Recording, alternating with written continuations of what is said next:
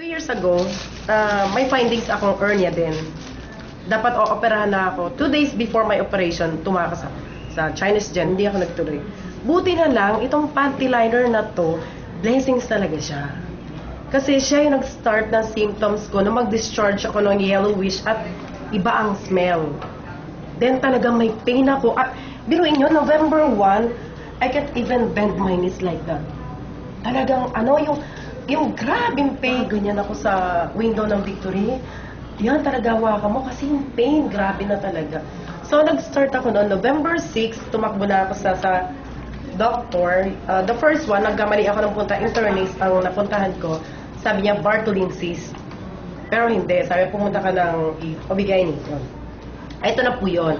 Ang nakita niya is masyadong makapal ang aking lining. Yung mattress ko, parang mattress ng 90 years old.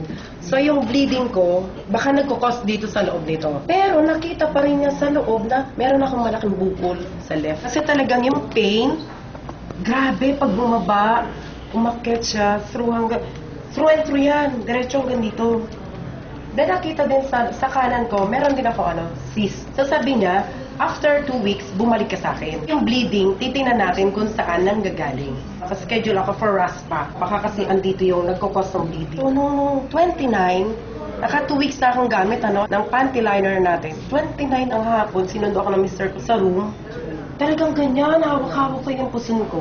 Napakasakit. Tapos todo yung kirot. Nakabaluktot talaga ako. Makirot. Mamaya parang may gusto lumabas. Tapos pumunta ako ng CR. Kasi nung makita ko, bigla, plok, gumano. Sabi ko, teka, ano yun? Baka matris kayong lumabas. Pagtingin, sabi ko, yung napunuhan yung niya, bowl ng ganyan.